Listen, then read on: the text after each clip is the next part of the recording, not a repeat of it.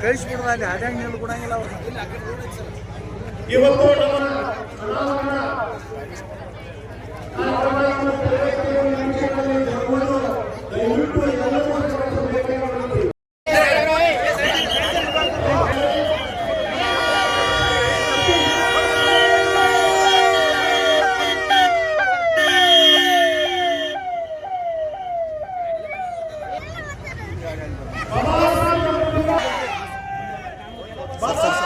ಸತೀಶ್ ಜಾರಕಿಹೊಳಿ ಅವರಿಗೆ, ಎಸ್.ಪಿ. ಘಾಟ್ಗೆ ಅವರಿಗೆ,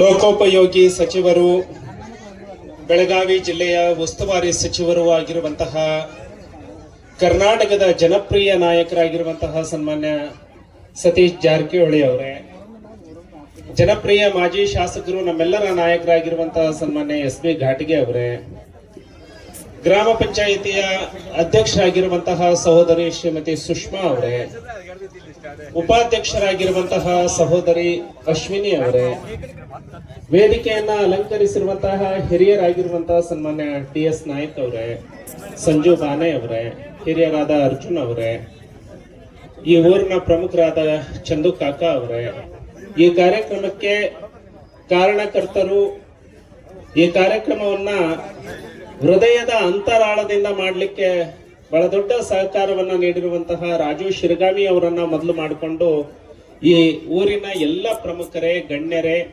ತಾಯಂದಿರೇ, ಯುವಕರೇ, ಮಾಧ್ಯಮದ ಸ್ನೇಹಿತರೆ, ನಾನು ಬರೋದಕ್ಕೆ ಮುಂಚೆನೆ ಹೇಳಿಬಿಟ್ರು ಬೇಗ ಮುಗಿಸ್ರಿ ಅಂತ. ನಿಜ, ಮಾನ್ಯ ಸಚಿವರದ್ದು ಬಹಳಷ್ಟು ಕಾರ್ಯಕ್ರಮಗಳ ಒತ್ತಡಗಳು ಇರ್ತವೆ. ಘಾಟ್ಗೆ ಸಾಹೇಬರು ಮಾತನಾಡುವಾಗ ಎಷ್ಟು ಅರ್ಥಪೂರ್ಣವಾಗಿ ಮಾತನಾಡಿದ್ರು ಅಂದ್ರೆ ಇದು ನಮ್ಮೆಲ್ಲರಿಗೂ ಕೂಡ ಪ್ರೇರಣೆ. ಯಾಕೆ ಅಂದ್ರೆ ಇವತ್ತಿನ ಯುವ ಜನಾಂಗ ನೋಡಬೇಕಾಗಿರೋದು ನಮ್ಮ ಮುಂದಿನ ಜಗತ್ತನ್ನ. ಇವತ್ತು ಜಗತ್ತು ಅಂತರಿಕ್ಷಕ್ಕೆ ಹೋಗ್ತಾ ಇದೆ. ಅಂತರಿಕ್ಷಕ್ಕೆ ಹೋಗಿ ಕಾಲಿಡುವಲ್ಲಿ ಈ ಸಮುದಾಯದ ಮಕ್ಕಳು ಇರಬೇಕು. ನಮ್ಮ ಗುರಿ ಬರೀ ಭಾರತ ಅಲ್ಲ, ನಮ್ಮ ಗುರಿ ಅಂತರಿಕ್ಷ ಆಗಬೇಕು ಅನ್ನುವಂತಹ ದೃಷ್ಟಿಕೋನವನ್ನ ಇಟ್ಕೊಂಡು ಘಾಟ್ಗೆ ಸಾಹೇಬರು ಮಾತನಾಡಿದರು. ಇತಿಹಾಸದ ನೋವುಗಳು ಬಹಳಷ್ಟು ಇದಾವೆ. ಇವತ್ತು ನಾವೆಲ್ಲರೂ ವೇದಿಕೆ ಮೇಲೆ ಇರ್ತೀವಿ ಅಂತ ಹೇಳಿದ್ರೆ ಡಾಕ್ಟರ್ ಬಾಬಾ ಸಾಹೇಬ್ ಅವರ ಪುಣ್ಯ. ಡಾಕ್ಟರ್ ಬಾಬಾ ಸಾಹೇಬ್ ಅವರು ಏನು ಶ್ರಮವನ್ನ ಹಾಕಿದ್ರು, ಏನು ನೋವನ್ನ ಉಂಡ್ರು, ಅವರ ಉದ್ದೇಶ ಒಂದೇ ಇತ್ತು, ಮುಂದಿನ ತಲೆಮಾರು ಈ ನೋವಿನಿಂದ ಮುಕ್ತ ಆಗಬೇಕು ಅಂತ. ಜಗತ್ನಲ್ಲಿ ಆ ದಿನದಲ್ಲಿ ಅತಿ ಹೆಚ್ಚು ಡಾಕ್ಟರೇಟ್ ಪಡೆದಂತಹ ವ್ಯಕ್ತಿಯಲ್ಲಿ ಡಾಕ್ಟರ್ ಬಾಬಾ ಸಾಹೇಬ್ ಒಬ್ಬರು ಆಗಿದ್ರು. ಜಗತ್ತಿನಲ್ಲೇ ಅಷ್ಟು ವಿದ್ಯಾಭ್ಯಾಸವನ್ನ ಮಾಡಿರುವ ಕೆಲವೇ ವ್ಯಕ್ತಿಗಳಲ್ಲಿ ಡಾಕ್ಟರ್ ಬಾಬಾ ಸಾಹೇಬ್ ಅಂಬೇಡ್ಕರ್ ಅವರಿದ್ರು. ಅವರು ಲಂಡನ್ ನಲ್ಲಿ ಇದ್ರೆ ಕೋಟ್ಯಾಧೀಶರಾಗಿ ಸುಖದ ನೆಮ್ಮದಿಯ ಜೀವನವನ್ನ ಬಾಳಬಹುದಾಗಿತ್ತು. ವಾಪಸ್ಸು ಭಾರತಕ್ಕೆ ಬಂದ್ರು. ಹೆಜ್ಜೆ ಹೆಜ್ಜೆಗೆ ಅವಮಾನವನ್ನ ಸಹಿಸಿಕೊಂಡು ಈ ಸಮಾಜಕ್ಕಾಗಿ ದಾರಿದೀಪವನ್ನ ತೋರಿಸಿದ್ರು. ಇದು ನಮಗೆಲ್ಲ ಏನು ಸಂದೇಶ ಕೊಡುತ್ತೆ? ನಾನು ಬದುಕುವಂತದ್ದು ನನಗಲ್ಲ, ನೋವುಂಡ ಸಮಾಜಕ್ಕಾಗಿ ನಾನು ಬದುಕಬೇಕು ಅಂತ. ಮೊನ್ನೆ ಸಚಿವರ ಜೊತೆಗೆ ನಾನು ಮಾತನಾಡ್ತಾ ಇದ್ದೆ. ರಾಜಕೀಯ ವಲಯದಲ್ಲಿ ಚಿಂತಕರ ಮಧ್ಯದಲ್ಲಿ ಒಂದು ಚರ್ಚೆ ನಡೆದಿತ್ತು. ಸನ್ಮಾನ್ಯ ಸತೀಶ್ ಜಾರಕಿಹೊಳಿ ಅವರು ಬಡ ಮಕ್ಕಳಿಗೆ ಡೆಲ್ಲಿಯಲ್ಲಿ IAS ಕೋಚಿಂಗ್ ಕೊಡ್ತಾ ಇದ್ದಾರೆ.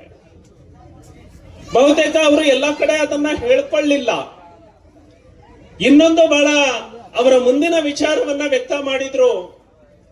ದೆಹಲಿಯ ಏರ್ಪೋರ್ಟ್ ಪಕ್ಕದಲ್ಲಿ 20 ಗುಂಟೆ ಜಾಗವನ್ನ ಖರೀದಿ ಮಾಡಿ, ಎಷ್ಟು 30 ಕೋಟಿ ಸರ್, ಅದಕ್ಕೆ 30 ಕೋಟಿ ರೂಪಾಯಿಯಲ್ಲಿ ಸರ್ಕಾರದ ವತಿಯಿಂದ ಜಾಗವನ್ನ ಖರೀದಿ ಮಾಡಿ ಬರೇ ಎಂಟ್ರೆನ್ಸ್ ಟೆಸ್ಟ್ ಬರೆದು ಬಿಟ್ರೆ ಮೈಸೂರು ಭಾಗದವರು ಮಂಡ್ಯ ಭಾಗದವರೇ ಹೋಗ್ಬಿಡ್ತಾರೆ ಅಂತ ಹೇಳಿ ಅದರಲ್ಲಿ ಒಂದು ಗೈಡ್ ಲೈನ್ಸ್ ಅನ್ನ ಸೇರಿಸಿದ್ದಾರೆ. ಪ್ರತಿ ಮತಕ್ಷೇತ್ರದಿಂದ 2 ರಿಂದ 3 ಮಕ್ಕಳು ಅಲ್ಲಿ ಕೋಚಿಂಗ್ ತಗೊಳ್ಳಿಕ್ಕೆ ಹೋಗುವಂತ ಆಗಬೇಕು ಅನ್ನುವಂಥದ್ದು. ಅಂದ್ರೆ ಗುಣಕ್ಕೆ ಮಾತ್ಸರ್ಯ ಇರಬಾರದು, ಒಳ್ಳೆಯತನವನ್ನ ಪ್ರಶಂಸೆ ಮಾಡಲಿಕ್ಕೆ ನಾವು ಹಿಂಜರಿಬಾರದು.